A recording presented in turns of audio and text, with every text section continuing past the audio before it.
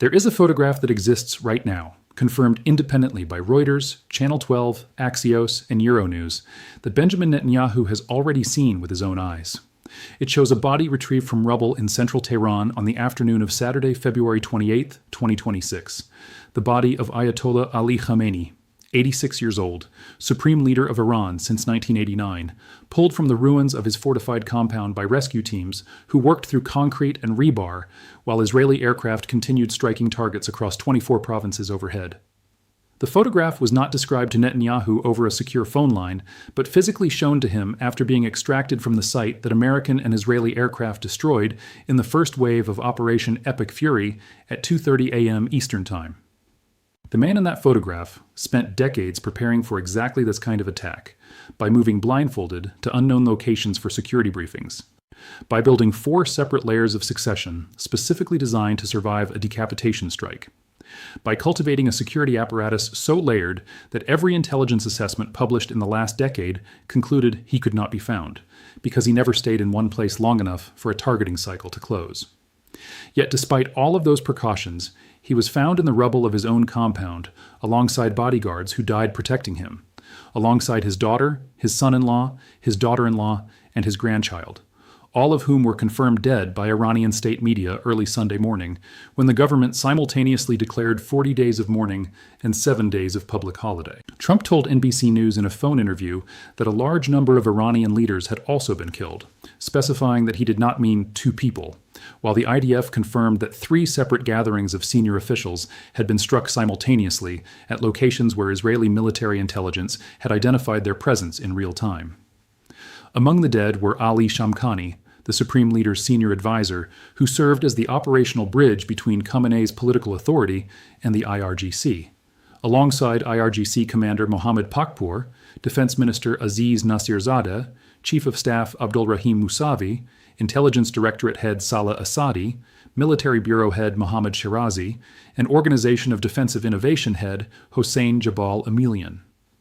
A U.S. official told Fox News that between 5 and 10 top Iranian leaders were eliminated in the initial Israeli strike alone. That level of targeting precision does not emerge from satellite imagery or signals intelligence, because 3 separate gatherings struck at the exact same moment requires knowledge not of where leadership was supposed to be, but of where they actually were at the precise instant aircraft arrived, which in turn requires human sources inside the building, people within Khamenei's inner circle who transmitted his location to Israeli military intelligence at the moment he was present and vulnerable. Because you simply cannot kill a man who moves blindfolded to unknown locations unless someone who knows where he is tells you in real time. Iranian Foreign Minister Abbas Araghchi initially asserted that both Khamenei and President Masoud Pezeshkian were alive, with only a few commanders possibly lost. Yet hours later, Reuters confirmed the body had been recovered. Hours after that, Iranian state media itself published the confirmation, when Press TV posted on X that the supreme leader had been martyred, a sequence whose gap between the foreign minister's denial and the state media's acknowledgement reveals everything about the disintegration of Iran's internal communications on the day its supreme leader was killed. The operation itself represented the largest American military action since the 2003 invasion of Iraq, with Secretary of War Pete Hegseth describing it as the most lethal and most complex precision aerial operation in history. Roughly 200 Israeli fighter jets struck approximately 500 targets across western and central Iran in what the IDF called its largest Air Force operation ever conducted, while the U.S. simultaneously employed Tomahawk cruise missiles, HIMARS rocket systems, standoff weapons and drones across 24 Iranian provinces, producing at least 201 dead and 750 injured, according to the Iranian Red Crescent, in the initial hours alone, with confirmed strikes hitting Tehran, Isfahan, Qom, Karaj, and Kermanshah. Among the targets were 2 schools where at least 108 children died, at the Shajareh Tayyeba Girls Elementary School in the southern city of Manab. Iran retaliated within hours by launching dozens of ballistic missiles and drones that struck U.S. military bases in Jordan, Kuwait, Bahrain, Qatar, Iraq, Saudi Arabia, and the UAE, with the 5th Fleet headquarters in Manama taking a direct hit while a Shahed-type drone destroyed a radome at the Naval Support Activity Facility.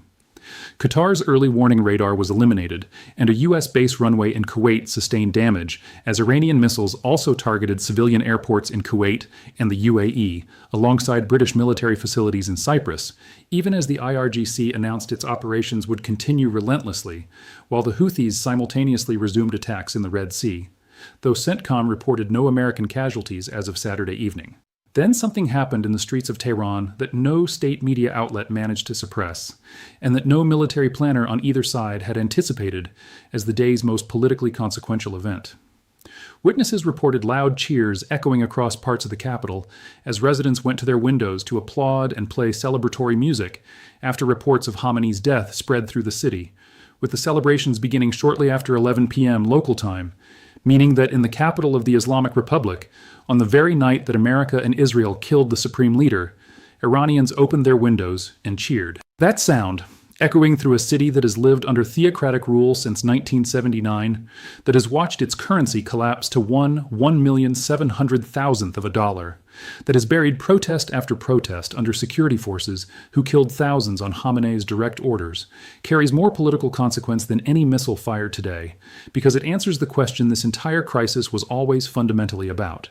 What do the Iranian people actually want when the man who has been deciding for them for 36 years is finally gone? The scenes inside Iran mirrored gatherings abroad, where Iranian Americans assembled at the National World War I Memorial in Washington, cheering the news, while crowds in Los Angeles celebrated with flags, yet simultaneously thousands filled Engelab Square in Tehran for a pro-government demonstration, wailing and holding posters of Khamenei, while 9 people were killed in Pakistan as protesters stormed the U.S. consulate in Karachi, meaning one death produced celebration on Wilshire Boulevard and grief in Qom.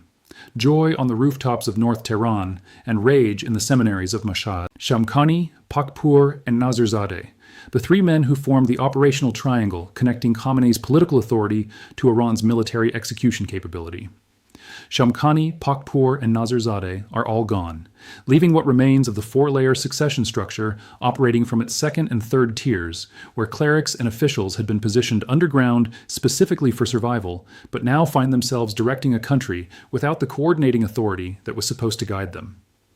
Under Iran's constitution, a 3-member transitional council assumed temporary authority within hours, consisting of President Masoud Pezeshkian, Supreme Court Chief Justice Gholam Hossein Mohseni Ejei, and Guardian Council member Ayatollah Ali Arafi, while Ali Larijani, the most powerful figure in the current crisis, despite lacking clerical credentials, accused the U.S. and Israel of attempting to dismember Iran and warned secessionist groups of harsh consequences. Hezbollah stated publicly on the record to AFP last Tuesday that any attack on Khamenei constituted their red line, with full authority to respond by any means.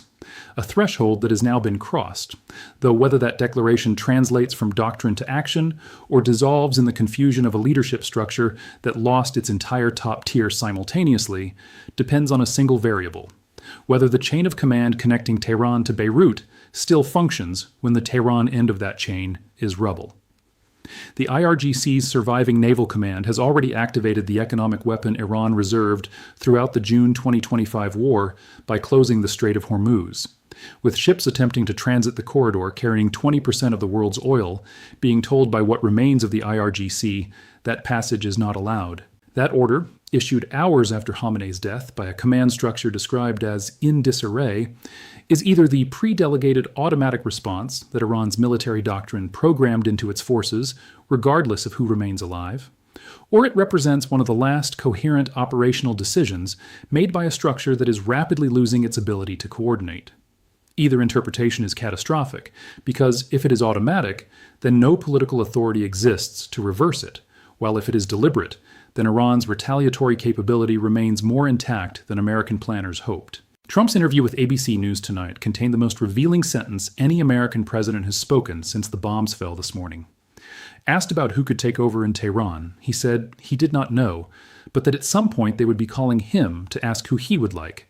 adding that he was only being a little sarcastic, a phrase that when spoken by the president on the night Iran's supreme leader was killed, constitutes the clearest public statement of regime change intent since 2003, because Trump is not describing a military operation with a defined endpoint, but rather a political project whose conclusion is a new Iranian government that calls Washington for guidance. In his overnight video address, he told Iranians to remain in their homes during the bombing and to rise up and take over their government when it concludes,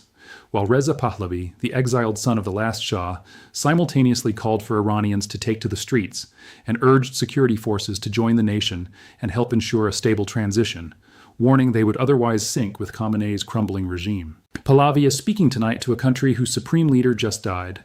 Yet the generation that grew up after 1979 does not remember the Shah and does not romanticize what came before Khamenei. Which is why they were not chanting Pahlavi's name from their windows, but simply cheering the death of the man who suppressed every protest since 1989.